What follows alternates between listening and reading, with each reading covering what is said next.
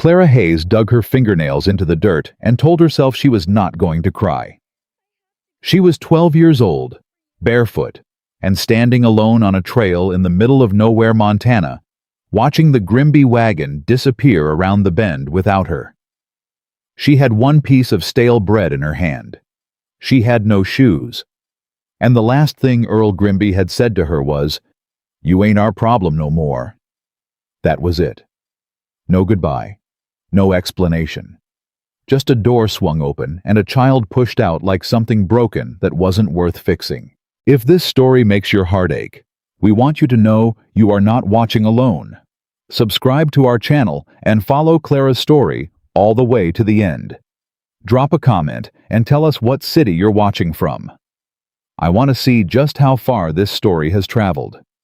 Now, let's go back to that trail. Because what happened next was something nobody in Montana ever expected from a 12-year-old girl with dirty feet and an empty stomach. The bread was hard enough to cut her gums. Clara Hayes chewed it anyway, standing perfectly still in the middle of the trail, watching the dust. The Grimby wagon kicked up, slowly settled back to the earth. She counted to 30. The wagon didn't come back. She hadn't expected it to. She just needed to be sure, because Clara had learned a long time ago that hope, even a small one, could cost you your legs if it kept you standing in one place too long. She looked down at her feet. They were already dirty, already cracked at the heels from years of going without proper boots inside the Grimby house. The ground here was different from their yard, wilder, full of small rocks and dried grass that pressed into her soles. She took one step, then another, getting the feel of it. "All right," she said out loud, just to hear a voice, just to hear hers. She didn't know exactly where she was. She knew the Grimby homestead was somewhere behind her, 2 hours of driving in the wagon, Earl not speaking. Louise Grimby looking out the other side like she was thinking about something unrelated, like dinner or a fabric order. Their youngest, Denny, had watched Clara from the back of the wagon the whole time. He was 8 years old. He hadn't said a word either. She didn't blame Denny. She had been with the Grimbys for 4 years. She had come to them at 8, after the church elder in Billings decided that a child with no documented family and no one claiming her was better placed in a working household than occupying a cot in the mission house. She had cooked for them, cleaned for them, hauled water, mended fences, fed the animals before sunrise and after sunset. She had done the work of a grown woman for 4 years, without a single cent paid to her, without a single thank you offered, without a single question asked about what she wanted or needed or felt. She had not been beaten. She wanted to be accurate about that, because accuracy was one of the things she valued more than almost anything. The Grimbys had not beaten her. They had simply treated her the way you treat a tool, useful until it wears out and then set aside without ceremony. What had worn her out in their eyes, she still wasn't entirely sure. She thought maybe it was the winter she'd gotten sick and been unable to work for 11 days. Louise had looked at her differently after that. Or maybe it was the night Earl had accused her of taking coins from his tin. She never had. She'd told him so clearly and without apology, and something about the way she'd looked him in the eye when she said. It seemed to trouble him in a way that never quite settled. Or maybe it was nothing she'd done at all. Maybe they'd simply gotten tired of the arrangement and she'd been the easiest thing to set down. She finished the bread. She brushed the crumbs off her palm. Then she started walking. Not back toward Billings. She had no reason to believe Billings would be better than the trail. Not toward any specific landmark. She didn't know this part of Montana well enough to name the hills. She walked north because the wind came from the south, and walking into it made her feel like she was walking towards something instead of away from it. She walked at a steady pace, not rushing, not dragging. She saved her energy. She thought. This was the thing about Clara Hayes that even the Grimbys, in their limited way, had sometimes noticed. She did not panic. Other children might have sat down in the dirt and wept. Another 12-year-old alone on a wilderness trail with no food and no shoes and no destination might have fallen apart completely. Clara did not fall apart. It wasn't bravery exactly. It wasn't that she didn't feel fear. She felt it clearly, a cold, specific sensation in her chest, like swallowing creek water in February. She felt it, and she named it the way she named everything, and she kept walking. Fear. She had decided sometime around age 9 was simply information. It was your body telling you that something mattered. It was useful. What wasn't useful was letting it stop your feet. The trail narrowed as she walked. The hills rose on either side of her, covered in dry grass and scrub pine. The sun was past midday, she could tell by the angle of the shadows, which meant she had maybe 4 hours of usable light left. She needed water before dark. She needed shelter by dark. Those were the two priorities. Everything else was secondary. She heard the creek before she saw it, a low, steady murmur beneath the wind. She left the trail, pushing through a stand of low brush, and found it maybe 30 yards down a slight slope, shallow and clear, running fast over smooth stones. She knelt and cupped her hands and drank. The water was cold enough to make her teeth ache. She drank slowly, carefully, the way you do when you've been thirsty long enough to know that rushing it makes you sick. Then she sat back on her heels and looked at the creek bank. There was a shallow overhang on the far side where the water had cut into the hillside, not deep enough to be a cave, but deep enough to block wind from 2 directions. The ground under it was dry. There were no animal tracks she could read as recent. She crossed the creek, stepping on stones to keep her feet out of the deeper cold, and stood under the overhang and pressed her hand against the earth above her. Solid. Good. That'll do, she said. She spent the last 2 hours of daylight preparing. She gathered dry grass and piled it thick under the overhang, not enough for warmth, but enough to get her body off the cold ground. She found a piece of bark from a fallen pine and propped it at an angle against the overhang's opening, blocking some of the wind from the north. She looked for food. She found a cluster of what she was fairly certain were wild onions near the creek bank, small and sharp-smelling, and she pulled 6 of them and ate them slowly, making herself chew thoroughly, even though they were bitter enough to make her jaw tighten. When it was too dark to work, she crawled under the overhang and lay down on the grass pile and pulled her knees to her chest. She did not sleep easily, but she slept. The second day was harder. She woke with her body stiff and a low, persistent ache in her stomach that wasn't quite hunger yet but would be by afternoon. Her feet were sore from the trail and from the creek stones. She assessed herself the way she'd been taught, not by the Grimbies, who had never taught her anything deliberate, but by a farmhand named Josiah, who'd spent one winter season with the Grimbies and had seemed to find her interesting in a purely practical way. Josiah had been a quiet man who'd traveled through 4 territories and survived things he didn't name out loud. He'd taught her in the incidental way that useful things often get taught, to always check herself each morning, feet, hands, eyes, throat. If something was wrong, know it early. Her feet were bruised but not cut badly. Her hands were fine. Her eyes were clear. Her throat was dry, which meant she needed water before the morning was an hour old. She drank from the creek. She found more wild onions. She found something else, a plant she recognized from a picture in a book she'd studied obsessively in the mission house library, a low-growing green with round leaves that she was almost completely certain was watercress. She tasted one leaf, carefully waited, tasted another. It had the right sharpness. She ate a small handful and saved the rest for afternoon. She did not let herself think about the Grimbies. Not because it hurt, though it did in a dull, patient way, but because thinking about them was not useful. They were behind her. Everything in front of her required her full attention. She followed the creek north that day, walking the bank when it was flat enough, cutting up through the brush when it wasn't. Twice she heard horses distant on the trail she'd left, and both times she pulled herself into the brush and stayed still until the sound passed. She didn't know why she hid. She simply didn't know yet who was safe and who wasn't, and until she knew that everyone was a question, she wasn't ready to answer. On the afternoon of the second day, she smelled wood smoke. She stopped and turned slowly, finding the direction. East, she thought. Not far. Half a mile, maybe less. She stood very still for a long moment, thinking it through. A fire meant people. People meant risk. But people also meant food and warmth, and possibly information about where she was and what was around her. She needed that information. She had been operating with too little of it for 2 days, and while she could keep surviving without it, she would survive better with it. She thought about what Josiah had told her once about approaching strangers in open country. "Don't come at them sudden," he'd said. "Don't come at them from downwind. And when you do come standing straight. Folks out here respect a person who comes at 'em straight." She straightened her back, pushed her hair off her face, and walked toward the smoke. The man's name was Ethan Caldwell. She didn't know that yet. She knew it later, but when she stepped out of the tree line into the small clearing where he'd made camp for a midday meal stop, she read him fast, the way she read everything. Tall somewhere in his late 30s or early 40s, trail-worn, but not ragged. The kind of worn that comes from being outdoors by choice rather than necessity. His horse was good, a dark bay that was well-muscled and clean-coated, not abused. His gear was practical.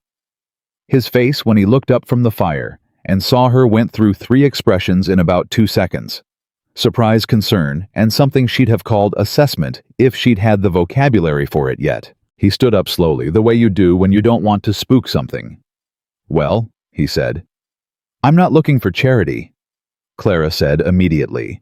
She'd decided on the walk over that this was the first thing she would say, regardless of what he said first.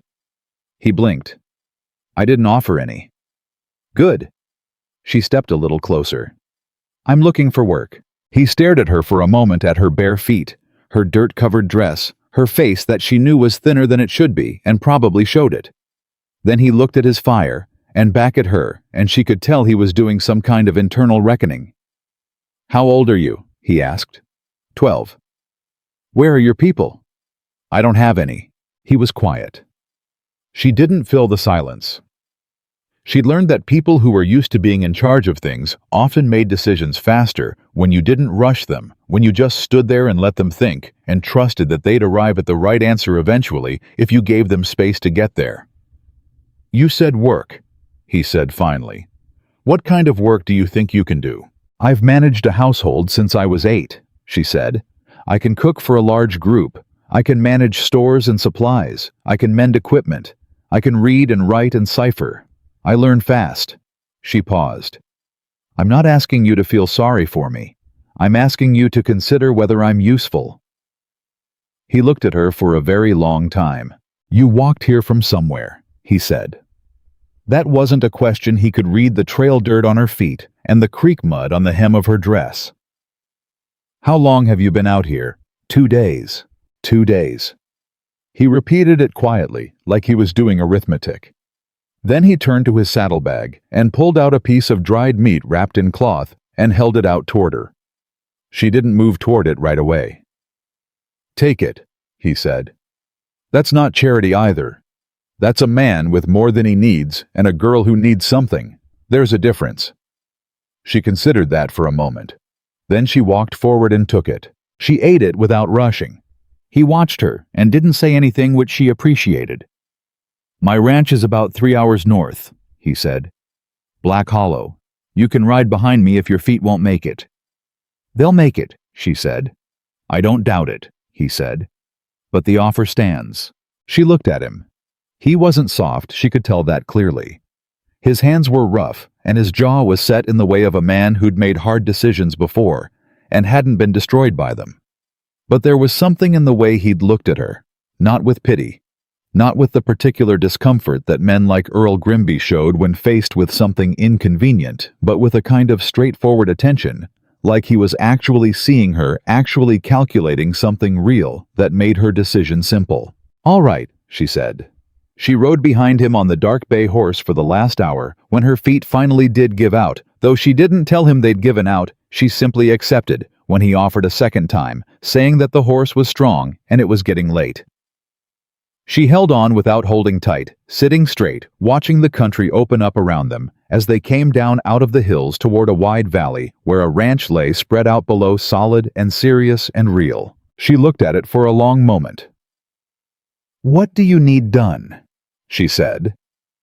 He half turned in the saddle to look back at her.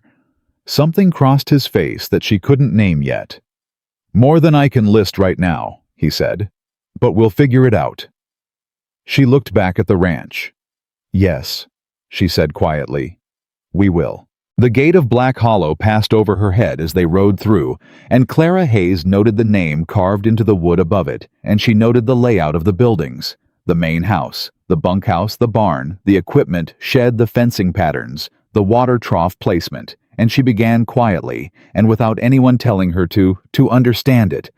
All of it, the way it worked and the way it could work better. She had arrived at Black Hollow with no shoes, no name in anyone's ledger, and nothing but the mind that 4 years of hard living had sharpened into something nobody was yet ready to recognize. She was 12 years old. She was no one's problem and no one's charity case. She was simply someone who had looked at a terrible situation and decided without drama, without ceremony, that she was going to survive it. And not just survive it, but turn it into something the people who'd thrown her away couldn't have imagined even in their best dreams. That decision had been made on a dirt trail in the middle of Montana. But the work was only just beginning. The first person at Black Hollow to speak to Clara directly was not Ethan Caldwell. It was Martha Briggs. Martha was the cook, though calling her simply the cook was the kind of mistake you only made once. She was a heavy-set woman, somewhere past 50, with arms that had been strong for so long they'd forgotten how to be anything else, and a way of looking at you that made you feel like she was reading the back of your skull instead of your face. She had been at Black Hollow for 11 years. She had outlasted 2 foremen, 4 seasons of drought, 1 catastrophic cattle loss, and a man named Dale who had tried to tell her how to season a stew. Nobody knew what had happened to Dale. Nobody asked. When Ethan rode through the gate with Clara sitting behind him on the bay, Martha was standing at the well with a bucket in her hand, and she did not move. She watched them come in. She watched Clara slide down from the horse carefully, deliberately, without asking for help, and she watched the girl stand up straight in the yard and look around with those serious gray eyes that took everything in without giving anything back. Martha set the bucket down and walked over. "This the stray you found?" she said to Ethan. "This is Clara Hayes," Ethan said. "She's going to be working here." Martha looked at Clara. Clara looked at Martha. "How old are you?" Martha said. 12. "You know how to work?" "Yes." "You know what that actually means? Work, not chores, not picking up behind yourself. Work." "Yes," Clara said again, and her voice didn't waver. Martha studied her for another long moment. The bare feet, the bony wrists, the dress that had been washed so many times, the pattern had faded to almost nothing. Then she picked up her bucket. "You'll sleep in the storage room off the kitchen," Martha said. "There's a cot in there. It's not comfortable, but it's dry. You start at 4:30 tomorrow morning." She turned and walked back toward the house. Clara followed her. That was it. No welcome. No softness. No ceremony. And Clara, who had learned long ago that softness was usually just the front porch of disappointment, found herself unexpectedly grateful for that. The storage room was small and smelled like flour and dried herbs and the particular closed-in warmth of a room next to a working kitchen. The cot was as promised, not comfortable. Clara lay down on it fully dressed and was asleep in under 3 minutes. She was awake at 4. She was at the stove at 4:15, watching Martha move through the kitchen in the dark, like she was running a military operation, which in many ways she was. Breakfast for 12 men, the full ranch crew had to be on the table by 5:30. That was a fact. Not a preference, not a goal. A fact. And the fact was achieved every single morning through a sequence of steps that Martha executed with the precision of someone who had done them 10,000 times and had no patience for improvisation. "Biscuits," Martha said without turning around. Clara looked at the work table. Flour, lard, buttermilk, a bowl, a pan. She had made biscuits hundreds of times. She made them now, cutting the lard in with her fingers, the way Louise Grimby had shown her the first week, working fast, not overworking the dough, getting them in the oven while the bacon was starting. Martha came over after 10 minutes and looked at the dough she'd shaped. "Decent," Martha said. That was all. She moved on. By the end of the first week, Clara understood 2 things clearly. Martha Briggs was the hardest taskmaster she had ever encountered, and she was also the most competent person Clara had ever been in a room with. Everything Martha did, she did exactly right. Not approximately right. Exactly. The temperature she wanted the water for dishwashing. The precise amount of salt in the bread. The way she stored butter to keep it from going off. The exact sequence in which she restocked her supplies so that nothing was ever wasted and nothing was ever missing. There was no flab in any of it, no excess motion, no redundancy, no guesswork. Clara watched all of it and memorized it. On the 8th day, one of the ranch hands, a man called Prentice, lean and weathered, and quick with a smirk, leaned in the kitchen doorway while Clara was hauling a pot of water to the stove, and said, "Lord, they're working children now? What's next putting the barn cats on payroll?" Clara set the pot on the stove without stopping. "The barn cats probably work harder than you do," she said. Prentice blinked. Martha at the counter didn't turn around. But her shoulders moved in a way that Clara would eventually learn to recognize as laughter contained by discipline. Prentice didn't lean in the kitchen doorway again. The ranch hands were for the most part a category Clara sorted quickly and then set aside. They were not unkind, most of them. They simply didn't know what to do with her. A 12-year-old girl working in the kitchen was unusual enough. A 12-year-old girl who didn't look at the ground when she talked to you, who answered questions with the kind of directness that some of them found unsettling. Who could be found after supper sitting at the kitchen table with whatever paper she could get her hands on. Writing down things she'd observed during the day, that was something outside their experience entirely. Ethan Caldwell noticed. He noticed the way you notice something peripheral, at first a shape in your vision that your brain registers before your eyes do. He'd see her crossing the yard in the morning, carrying something twice her apparent body weight, with complete equanimity. He'd hear her asking the foreman, a man named Garrett, about the water system that ran from the eastern creek to the second pasture, how long it had been in place, whether it had ever failed, what it would take to extend it. Garrett, who had not expected to spend his Tuesday morning being interviewed by a child, had answered her. Clara noted later with more detail than he probably intended to give. She had that effect on people. Ethan was beginning to understand it. About 3 weeks after she arrived, he came into the barn one afternoon and found her standing next to his foreman beside a section of the fence, map he kept nailed to the barn wall, a hand-drawn layout of the property lines, water routes, and grazing zones. She was pointing at something in the southeastern corner. She had a piece of charcoal in her hand. "What's this area here?" she was asking Garrett. "This section between the creek fork and the southern ridge, is that actively grazed? Or is it let rest?" Garrett scratched his jaw. "Let rest mostly. Ground's rocky. Cattle don't like it." "But the creek runs through it," she said. "If you cleared the brush along this stretch and built a basic channel, even just packed earth, you could move water to the north pasture without needing the pump." Garrett stared at the map. "She's got a point," he said, which was the highest compliment Garrett gave to anything. Ethan stood in the barn doorway and didn't announce himself. He looked at the map and at Clara and at the specific section of the creek line she was pointing to, and he saw immediately that she was right. He cleared his throat. They both turned. "Miss Hayes," he said, "you eaten today?" "Yes, sir." "All 3 meals?" She paused. 2. "Come on then." He fed her at the kitchen table. Martha produced a plate with the particular efficiency that meant she'd been expecting this, and he sat across from her with his coffee, and he asked her straightforwardly how long she'd been looking at that fence map. "Since the 3rd day," she said. "Why?" She looked at him steadily. "Because I want to understand how this place works," she said. "All of it, not just the kitchen. If I understand how it all works, I'm more useful." He looked at her for a moment. "And if you're more useful, then I'm harder to send away," she said simply, and without self-pity, the way you state any other fact. The silence that followed was not uncomfortable. It was the silence of a man doing a serious recalculation. "Nobody's sending you away," he said. She nodded. She didn't say she believed him, but she filed it. The weeks that followed had a rhythm that Clara built herself into like a piece of fitted wood. Mornings belonged to Martha, the kitchen, the supplies, the feeding of 12 working men who required calories, the way a fire required fuel. Afternoons, she worked wherever she was needed, which increasingly was not just in the kitchen.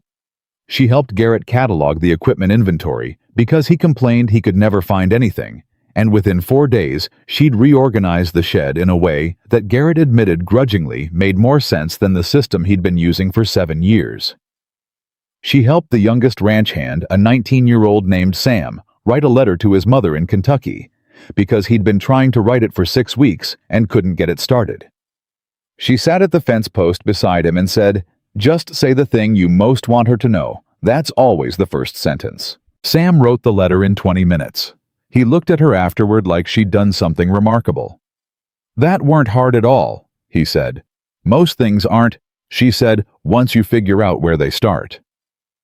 It was about 6 weeks after her arrival that Martha first said something to her that wasn't an instruction. They were alone in the kitchen. At the end of a long day, the crew fed the dishes, done the next morning's bread set to rise. Clara was at the table writing in a small notebook that Ethan had given her without explanation or ceremony, simply setting it on the table in front of her one evening and walking away.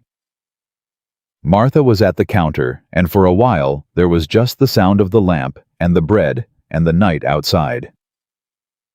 "You don't sleep enough," Martha said. "I sleep fine," Clara said. 4 hours isn't fine." Clara didn't answer. "You're afraid?" Martha said, not an accusation, a statement. Clara looked up. "Of what?" "That if you stop moving, it'll catch up to you. Whatever happened before you got here." Clara held the pencil still. "I'm not afraid of what happened before." "Then what?" A long pause.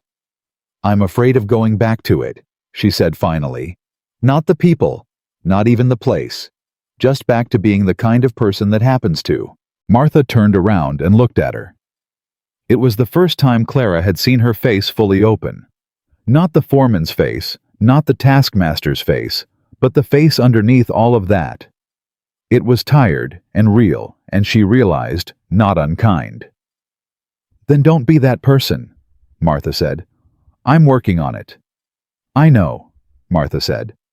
"That's why I haven't run you off yet." She turned back to the counter. Clara looked at her notebook. Something in her chest settled very slightly the way a tent peg settles when you drive it deep enough to hold. It was another week before the first thing went wrong. A man came to the ranch on a Tuesday, riding in from the South Road, which was not the usual direction for anyone with legitimate business at Black Hollow. Clara was crossing the yard with a supply list when the man rode in, and she stopped where she was and watched him without trying to look like she was watching him.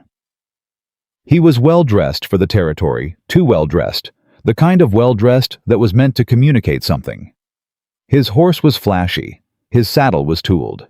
He had 2 men with him who rode like they were paid to be problems. He asked for Ethan by name. One of the hands went to get him. Clara didn't leave the yard. She moved to a position near the water trough where she could hear without being obvious about it, and she listened. The man's name was Kane. Victor Kane. He spoke in the smooth, patient way of someone who had learned that a pleasant tone could carry an unpleasant message further. "Just a friendly conversation," he said to Ethan. "I've been acquiring land in this valley, Mr. Caldwell. Consolidating. It's better for everyone when there's organization, when there's management." "I'm not selling," Ethan said. "I haven't made an offer yet." "Doesn't matter," Ethan said. "Not selling." Kane smiled. She could hear it in his voice. "Of course," he said. "Well, we'll talk again." He rode out. Ethan watched him go.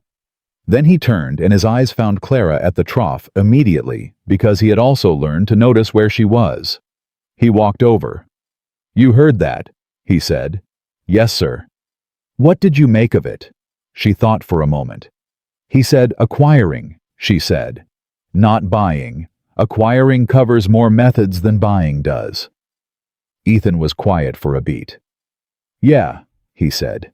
"It does." She looked in the direction the riders had gone south back the way they'd come. "He's been here before," she said. "This wasn't the first offer." It wasn't a question. Ethan didn't deny it. "Third time," he said.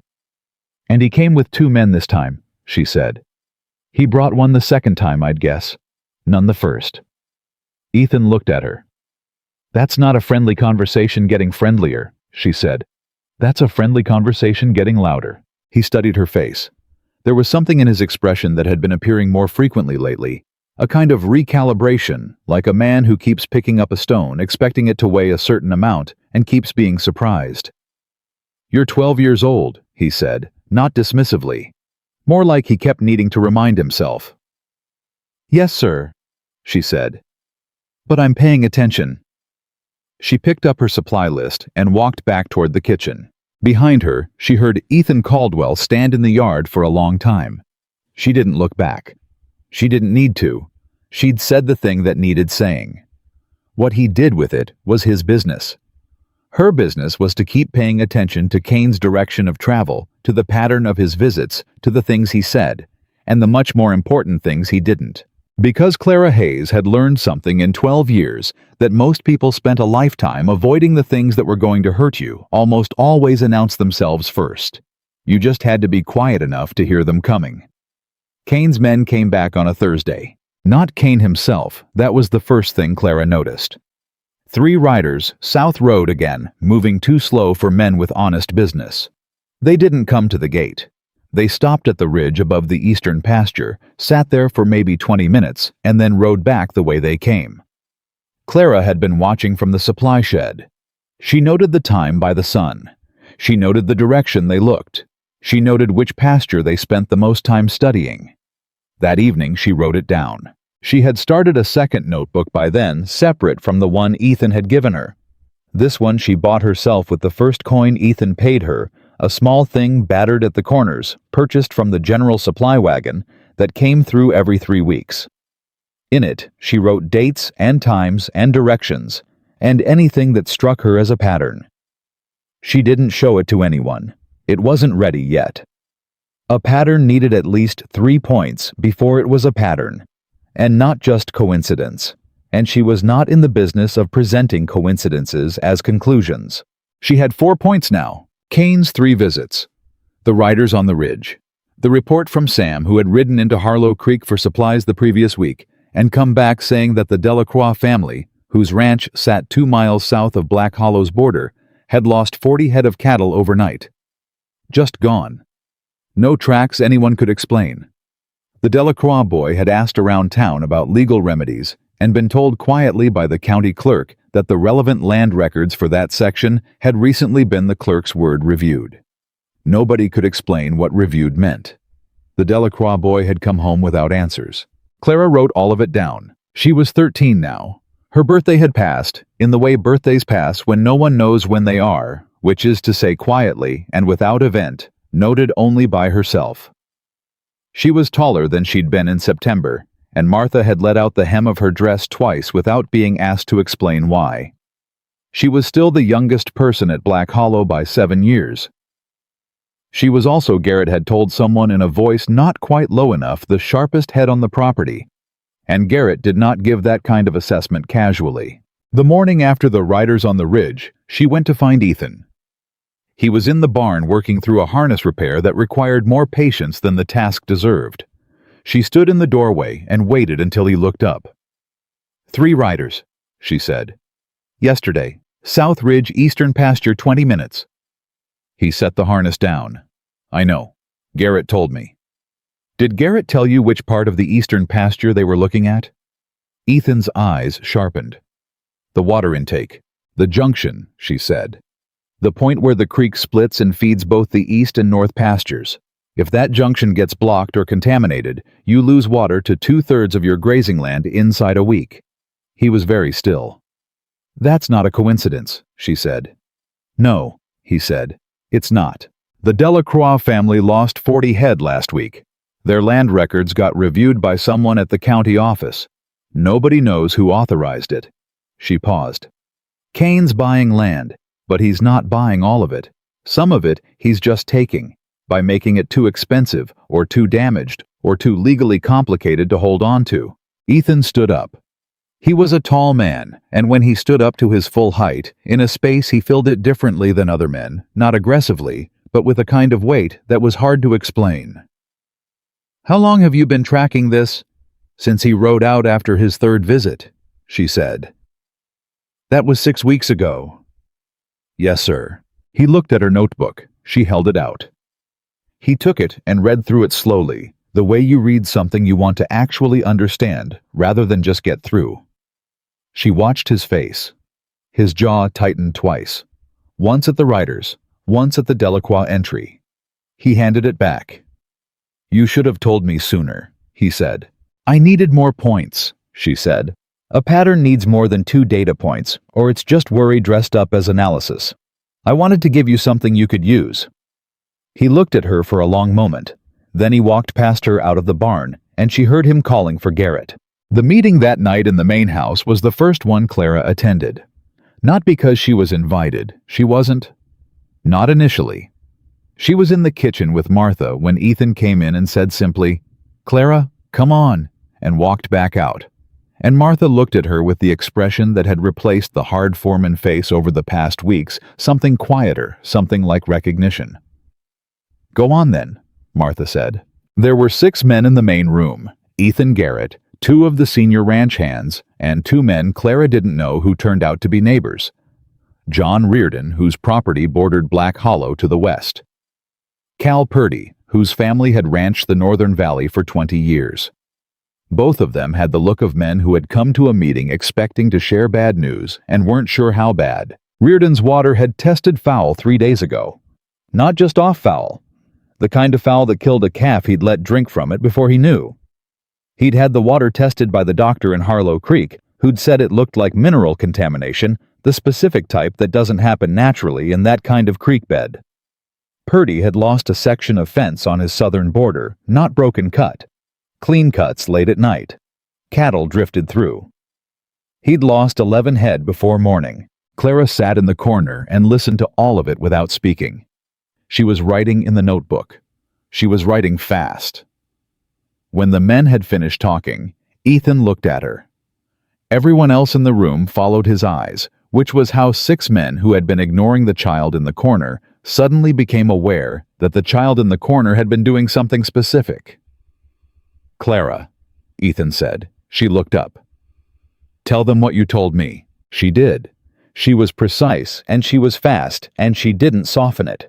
She laid out the pattern, the visits, the riders, the water junction, the Delacroix land records, Reardon's contaminated creek, Purdy's cut fence, and she showed them how each piece connected to the others. She drew it on a piece of paper, while she talked the way she'd been drawing it in her head for weeks, a map of Kane's approach not to any one ranch, but to the entire Southern Valley. He wasn't attacking randomly. He was working from the outside in. He was cutting off water and livestock and legal standing property by property in a sequence designed to make each ranch fail before its neighbor understood what was happening. When she finished, the room was quiet. Reardon was staring at the paper. "That's a 13-year-old girl," he said to no one specifically. "Yes," Ethan said. "Keep going." Reardon looked back at the paper. "This right, the sequence. Based on what I have," Clara said. "If I'm reading his timing correctly, he'll move on the water systems next. The creek contamination at your property was a test. If it works without response, he'll scale it." "Scale it," Purdy said. "You mean contaminate more sources, more systematically, make the land unusable, make you sell for whatever he's offering, which I'd guess is below value, because by then you'll be desperate enough to take it." Purdy took his hat off and turned it in his hands. "Lord Almighty," he said quietly. "We need documentation," Clara said. "Everything you have dates losses, any records of his men in your area. We need it written down and witnessed and dated. If this ever reaches a court or a federal review, documented patterns are what matter, not stories. Records." Garrett looked at Ethan. "She's right." "I know she's right," Ethan said. That was the night everything changed, though it didn't look like change from the outside. The men left with instructions and agreements. Ethan put out the lamp. Martha cleaned up the coffee cups.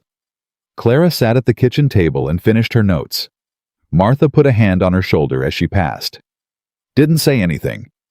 Just the hand briefly, and then she was gone. Clara kept writing. The next 6 weeks were the hardest of her time at Black Hollow, harder in their way than the first days on the trail, because at least on the trail, the danger had been simple. Hunger, cold exposure. Things you could address directly with the right actions. What Kane was doing was more complicated. It was designed to look like misfortune rather than assault. It was designed to make reasonable men doubt themselves. Blame, whether blame, bad luck. Blame their own management before they ever thought to blame a coordinated campaign.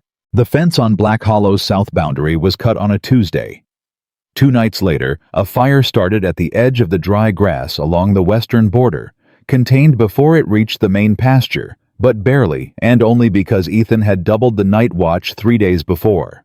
Because Clara had suggested it. Reardon's second water source tested foul. The Delacroix family sold. Word came through that a family named Whitmore, 20 miles east, had accepted a Kane offer after their barn burned. Nobody could prove arson. The county sheriff, a man named Toll, had investigated and found nothing actionable. Sheriff Toll, Clara noted in her book, had been appointed to his position 18 months ago. She noted who had supported his appointment. She noted what she found when she wrote to the Territorial Record Office in Helena, asking for public filing information on land transactions in the county over the past 2 years. The response came back in 3 weeks.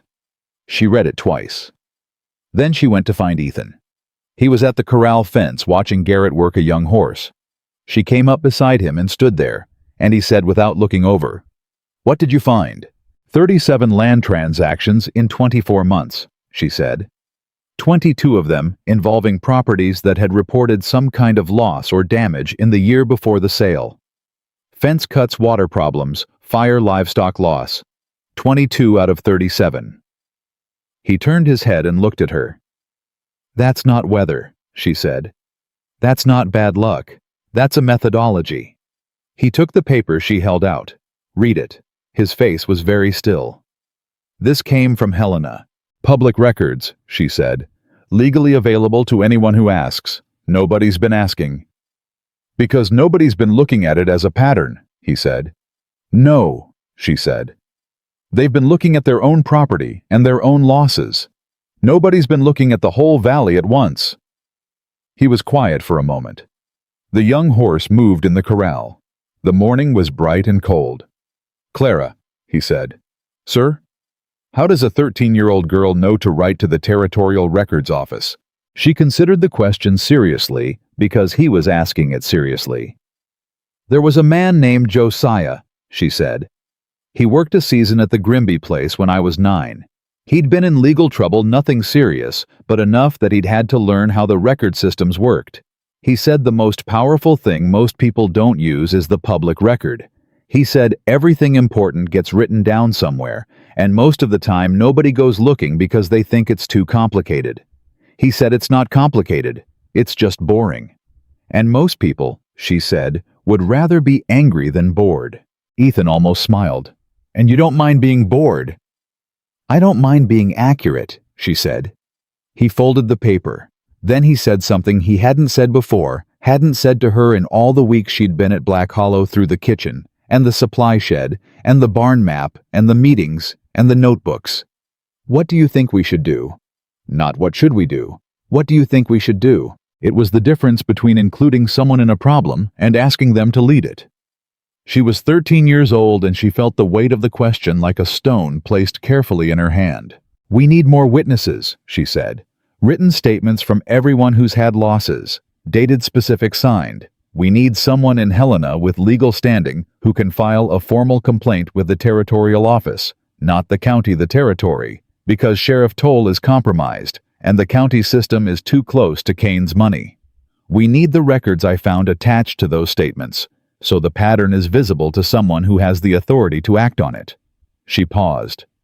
"And we need to do it before he escalates. Because he will escalate. He's been patient, but patient means he has a timeline.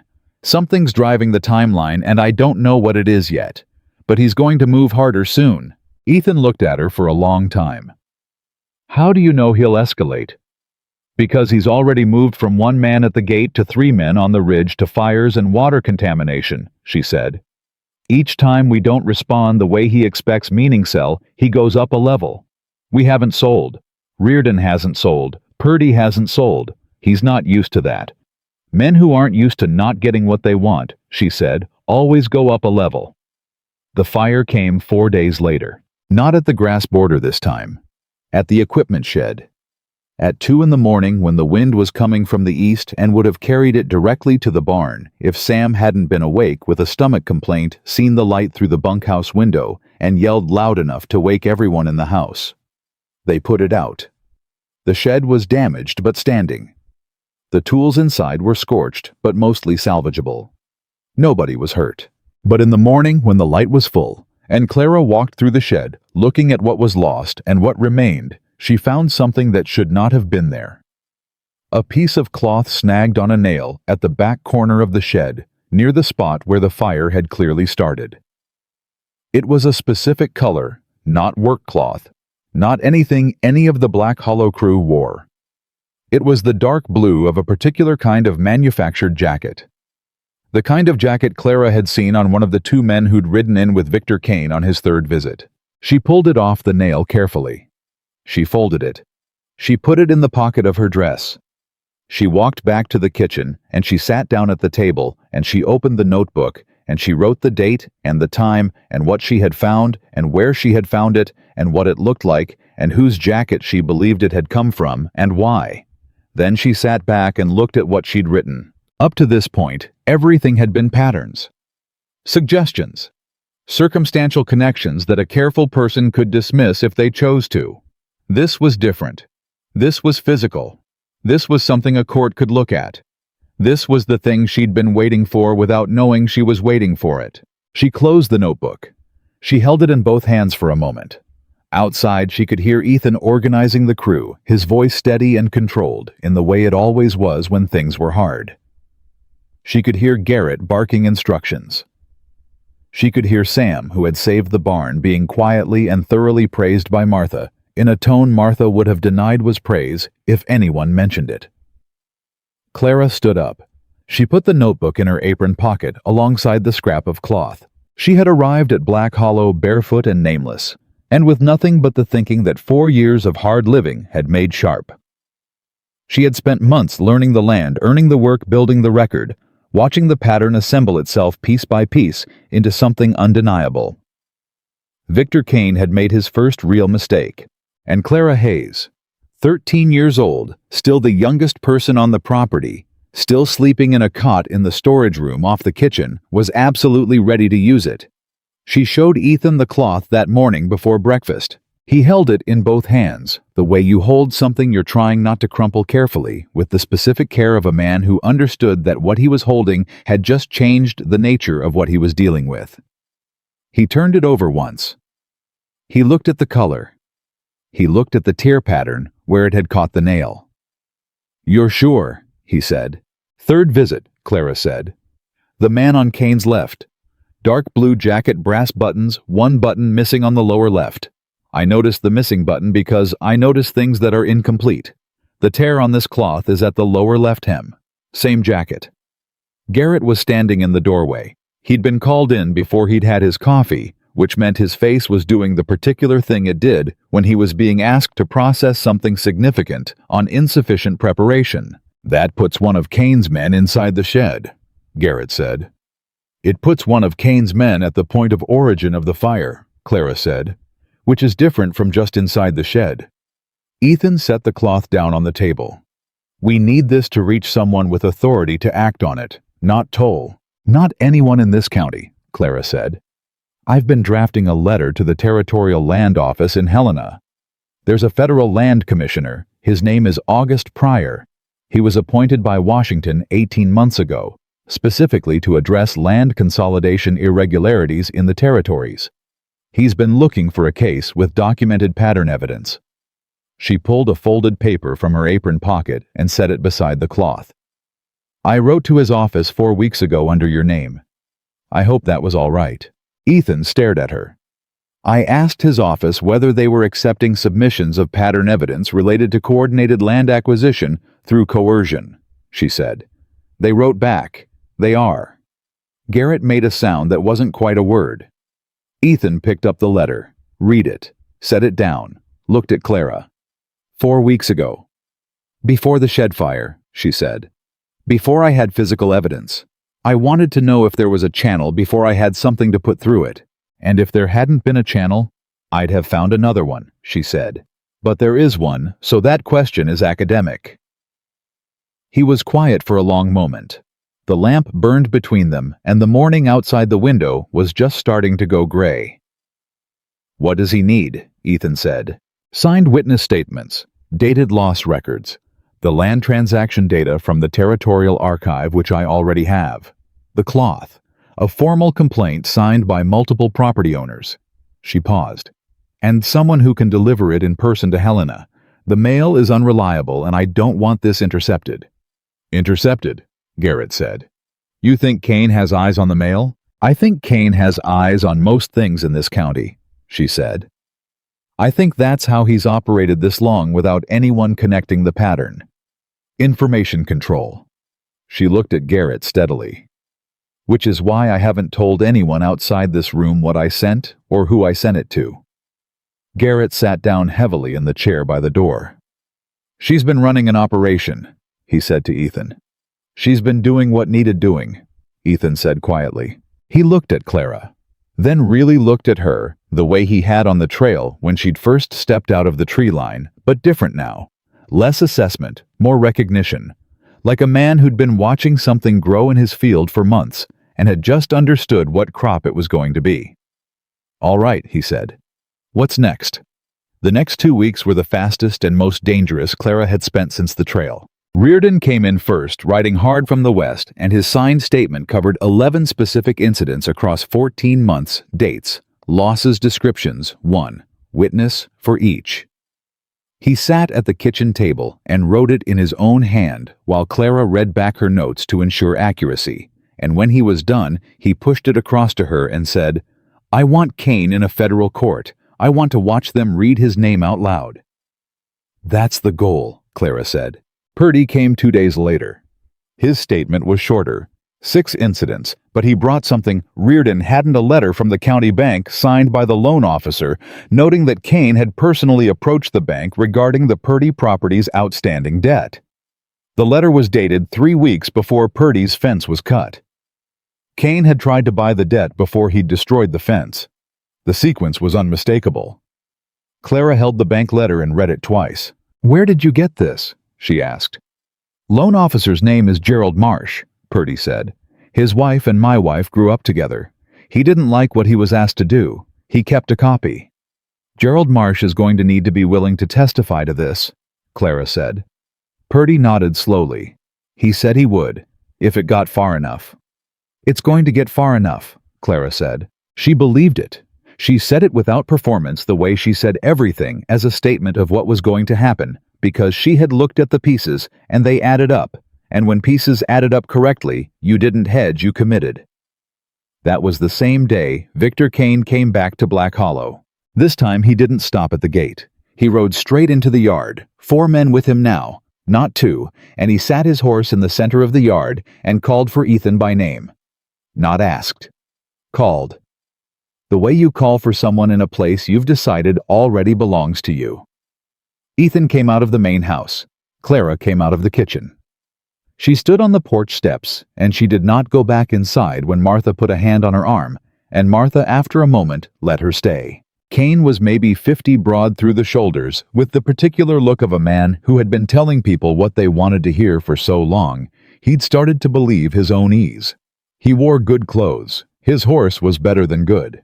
He smiled at Ethan, the way you smile at someone you've already decided is losing. Mr. Caldwell, he said, I heard you had a fire. We put it out, Ethan said. Terrible thing, fire. Kane shook his head. Country like this, things burn. It's the nature of it. I'd hate to see a good operation come apart over something preventable. He paused. My offer still stands. Better than it was, actually. I've had time to reconsider the acreage value. I told you, Ethan said. Not selling. Mr. Caldwell. Not selling, Ethan said again, flat and final as a door closing. Kane's smile stayed on his face, but something behind it changed. Clara watched it happen. His eyes moved across Ethan, across the yard to the porch. They found her. She was the only unfamiliar element she understood, that a girl standing on the kitchen porch, where no girl had stood during his previous visits. He looked at her for a moment, the way men like Kane looked at anything they couldn't immediately categorize, with a very thin layer of patience over a much thicker layer of dismissal. That your girl, he said to Ethan. She works here, Ethan said. Kane looked at Clara for another second, then looked back at Ethan. Decision made not relevant. Clara noted the decision. She noted the dismissal. She filed both. Think carefully, Kane said, and his voice had lost the pleasant tone entirely. It was still smooth. It was no longer friendly. The valley's changing. Men who don't adapt find themselves on the wrong side of change. I'd hate for that to be you. I appreciate your concern, Ethan said in a tone that meant the opposite. Kane held his gaze for another beat. Then he turned his horse and rode out. The 4 men with him followed, and the last one, the one on the far right, was wearing a dark blue jacket. Clara looked at it. She looked at the lower left hem. There was a visible repair rough stitching, like someone had sewn a torn section back together in a hurry without much skill. She went back inside and wrote it down. The next morning, Ethan sent Garrett to Helena. He rode out before dawn, carrying a leather satchel that contained everything: the witness statements, the land records, the bank letter, the cloth, the formal complaint signed by Ethan and Reardon and Purdy, and 2 other Valley ranchers who'd sent statements by Ryder in the past week. Clara had written the cover letter to Commissioner Pryor herself. Ethan had read it once, made no changes, and signed it. She stood in the yard and watched Garrett ride out. Martha came up beside her. You think it'll work? Martha said. The evidence is sound, Clara said. Whether the system responds correctly to sound evidence depends on the system. That's not a yes. No, Clara said. But it's not a no either. Martha was quiet for a moment.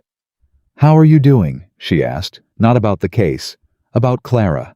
Clara considered the question honestly, because Martha asked things honestly and deserved the same in return. I'm tired, she said. But I'm all right.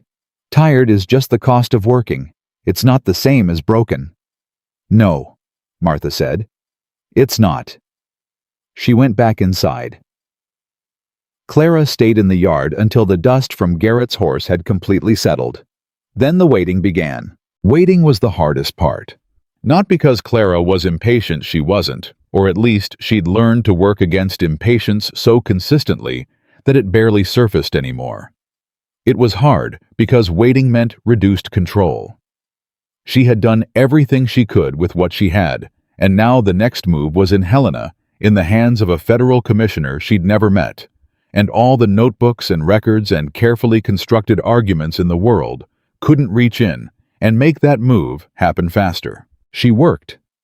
It was the only thing she knew to do when waiting: fill the space with something useful. She helped Sam build a stronger night watch rotation, mapping out the property's vulnerable points and assigning coverage in overlapping shifts so there was no gap that Kane's men could exploit without being seen. She worked with Garrett's second-in-command, a quiet man named Albrecht, on improving the water system documentation, recording flow rates and intake conditions so that any future contamination would have a clear baseline for comparison. She helped Martha reorganize the supply stores against a longer siege than anyone wanted to think about, because if Kane escalated the way Clara believed he would, Black Hollow needed to be able to function without relying on the Harlow Creek supply wagon, which came through Kane-adjacent territory. She was doing this sitting at the kitchen table with the supply ledger and a systematic list of what they had and what they'd need when Sam came in at a run and said in a voice that was working hard to stay level, "There's men at the north fence. Lot of them." Clara was on her feet before he finished the sentence. 6 men. North fence, which was the boundary closest to the main house and the farthest from the road, the side you came at if you didn't want to be seen arriving, only to be seen being there. They weren't cutting fence this time. They were sitting horses, 6 of them in a line, doing nothing, saying nothing. Just present. It was a message. An escalation of the kind she had predicted, not violence, yet just visible force. Just look how many men I have. Just look how close I can put them. Ethan stood at the fence with Garrett and 2 hands, and he did not move, and he did not speak, and he did not give them what they wanted, which was a reaction that could be characterized as aggression. Clara stood back from the fence. She counted the men. She noted their horses. She noted the direction they'd come from, which she could read from the dust patterns on the north side. They'd come around the long way, the route that bypassed the main trail entirely. That route ran through a section of land that, according to the territorial records, was filed under a holding company she had traced in 3 steps through the records to a business interest of Victor Kane, which meant they were already on land. Kane controlled when they came at Black Hollow's fence. She went back to the kitchen. She wrote it down. She added it to the package she'd been quietly preparing, a second submission supplementary to what Garrett had carried, containing everything that had happened since he left. When Ethan came back in, he was tight-jawed and controlled. "He's testing us," Ethan said. "He's testing our reaction time and our willingness to engage first," Clara said. "He wants one of the hands to fire on his men so he can call it aggression. Don't give it to him." "I know," Ethan said. "Then the hands are scared, some of them." "I know," she said. "That's also part of it. He wants the crew destabilized. Scared men make mistakes." "What do I tell them?" She thought about it. "Tell them the truth," she said. "Tell them what we're doing and why. Tell them that someone in Helena is looking at everything Kane has done, and that the law is coming, not county law, federal law. Tell them that their job right now is to hold steady and not give Kane any ammunition." She paused.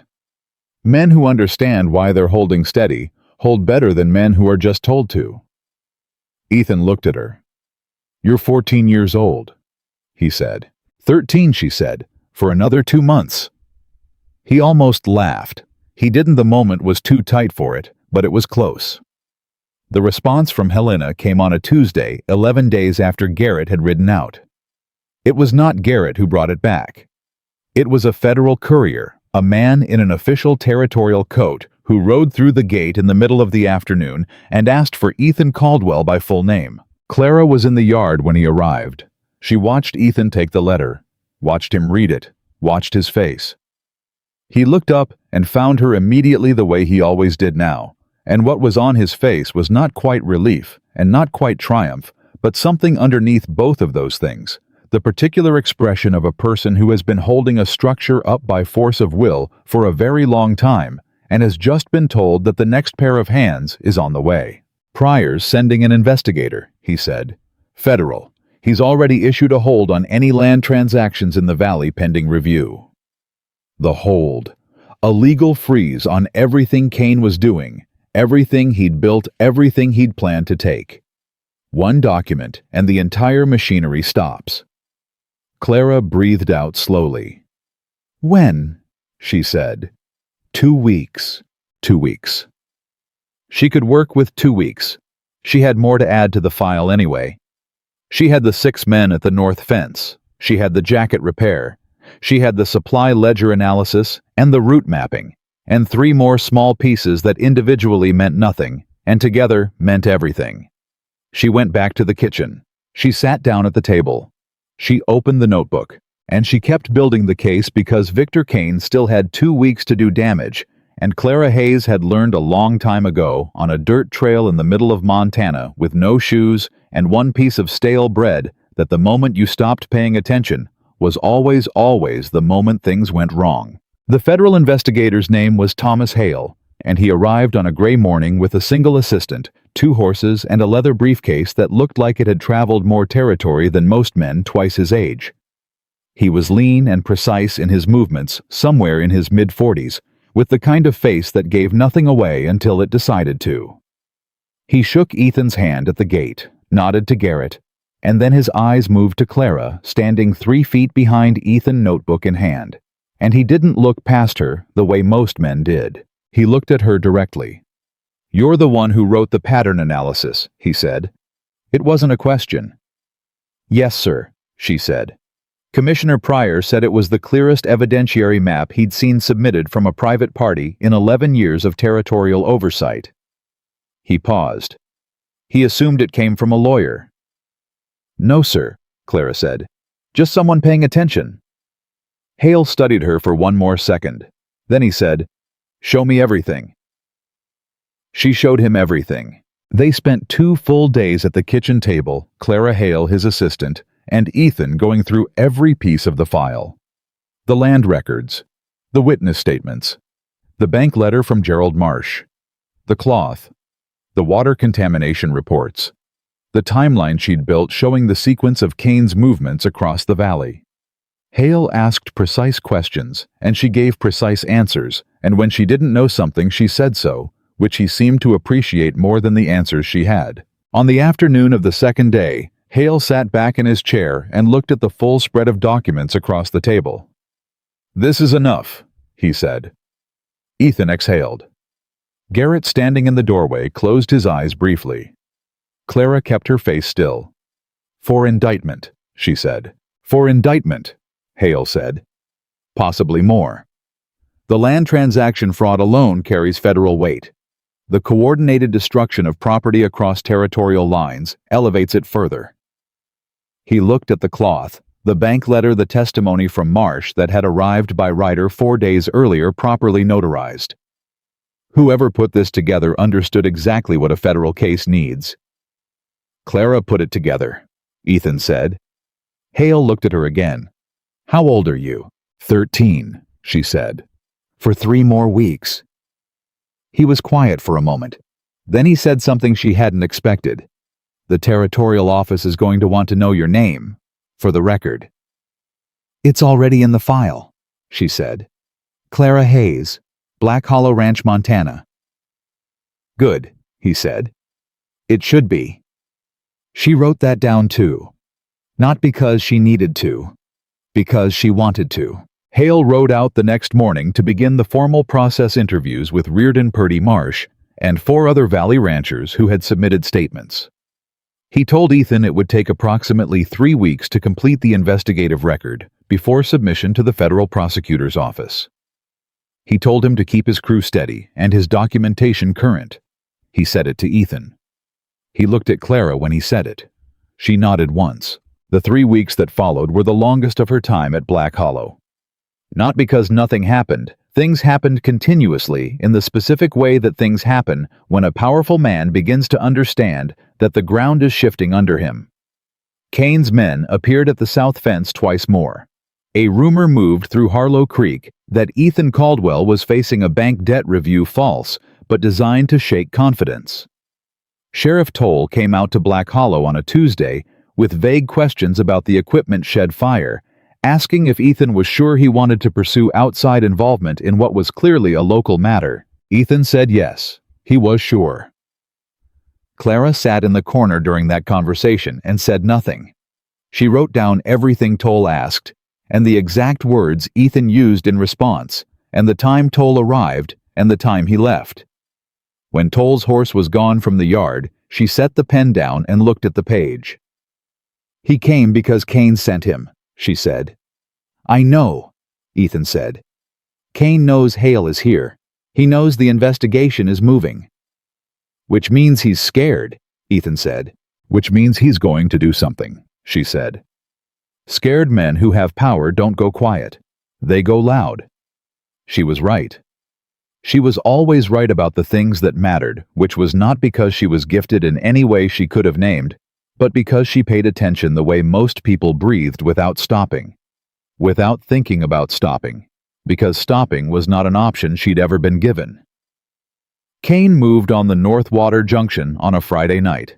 3 men in the dark with material. Clara identified the next morning as industrial lime, the kind used in specific mining operations, not in any agricultural application.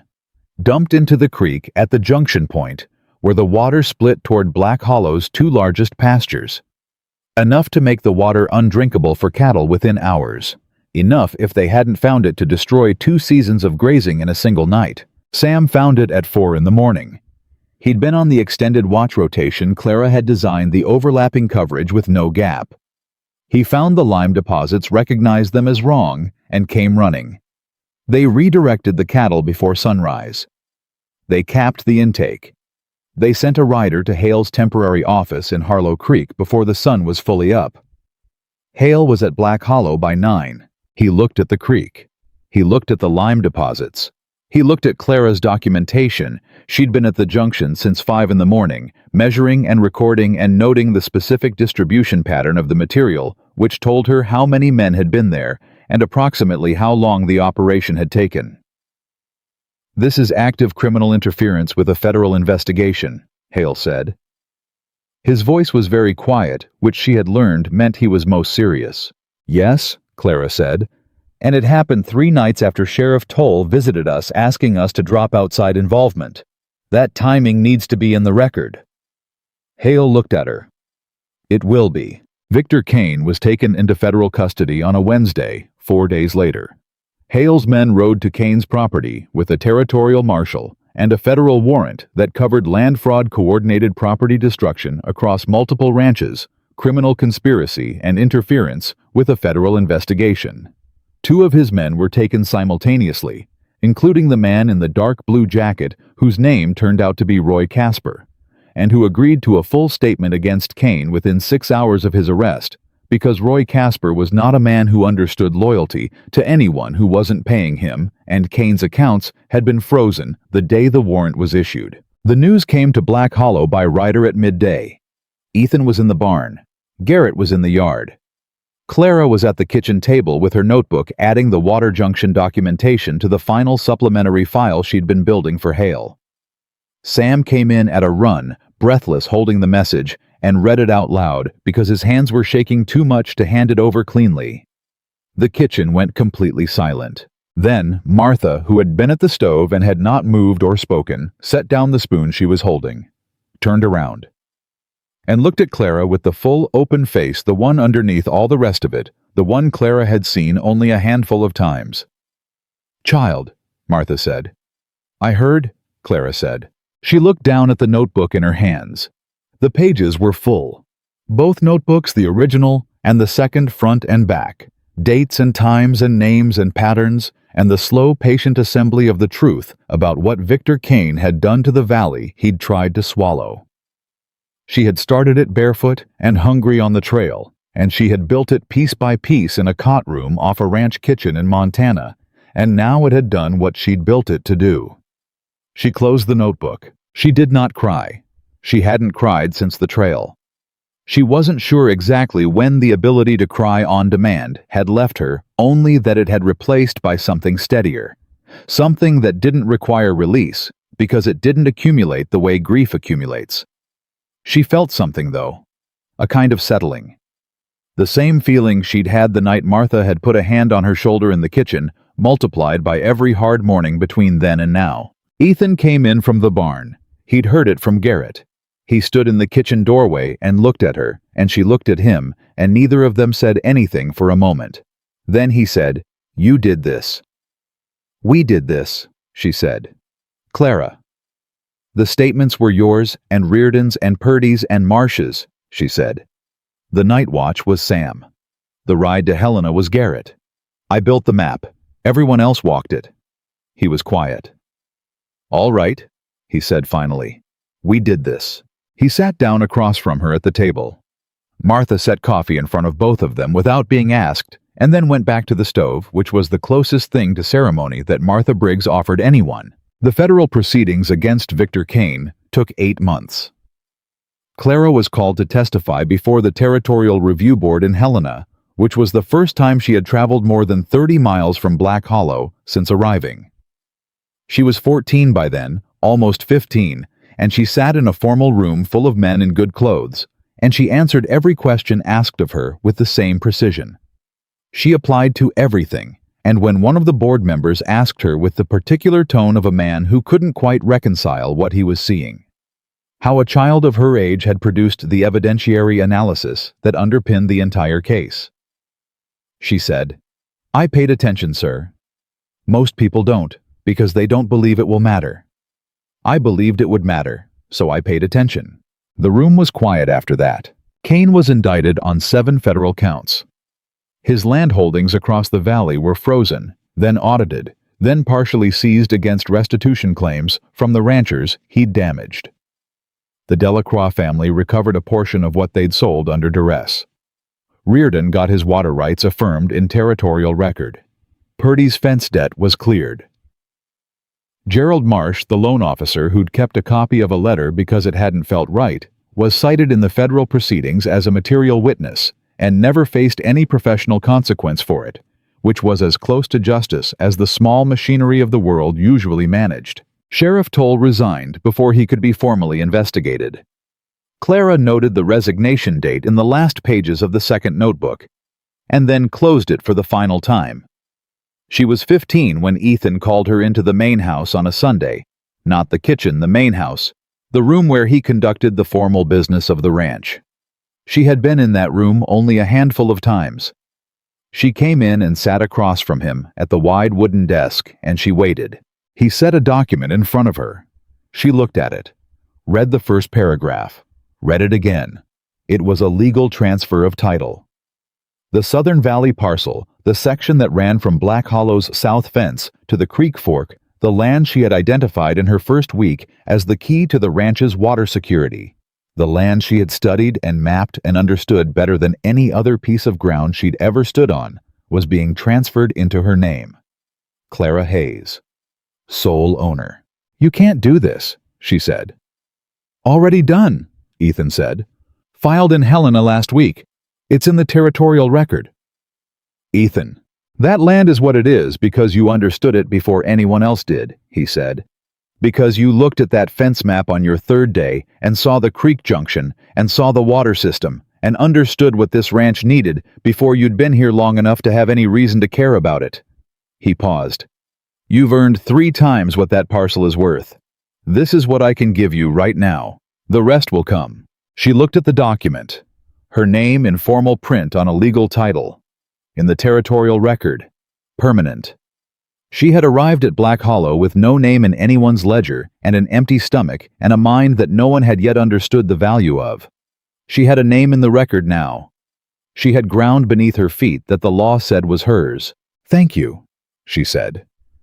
And meant it with the specific weight of a person who had spent years in a world that gave nothing without taking more and had learned not to expect gifts and was now holding one that was real. "Don't thank me," Ethan said. "Work it." She almost smiled. "Yes, sir." The years that came after were the years Clara Hayes built the thing she had decided to build. Slowly, the way you build anything that's meant to last. She was systematic and patient and relentless the way she had always been, and the Southern Valley parcel became the foundation of something larger than a landholding. She expanded the grazing operation. She hired hands who needed work and paid them fairly, and treated them as people rather than tools, because she knew what it felt like to be treated as a tool, and she had made a quiet, permanent decision about who she intended to be. She studied land law with the same focus she'd brought to the fence map and the supply ledger, until she understood the territorial system well enough to navigate it without a lawyer. And then she hired a lawyer anyway because she was thorough.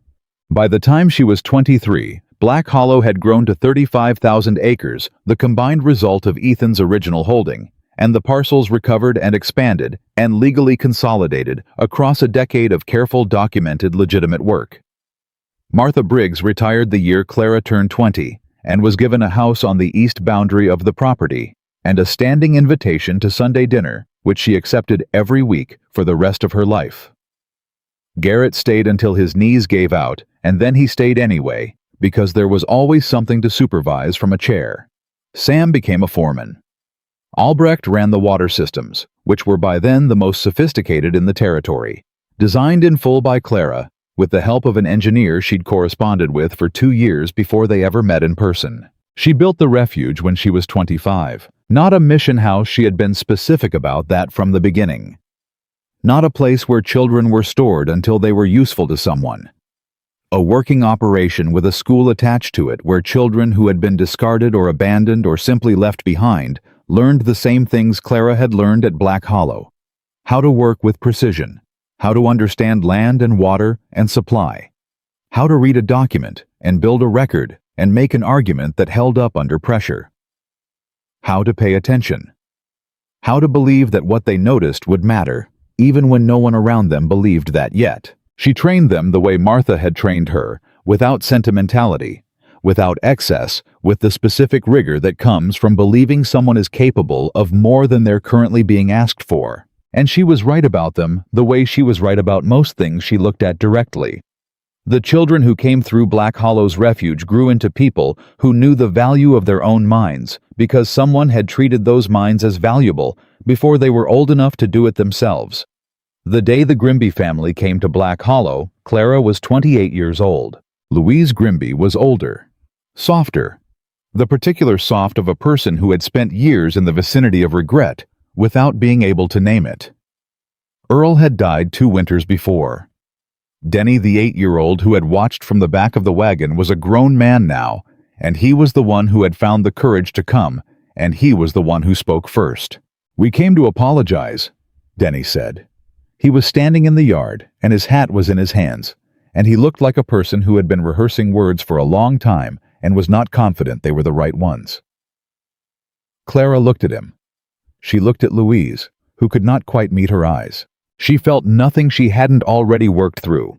No anger, no warmth, no particular weight of the past.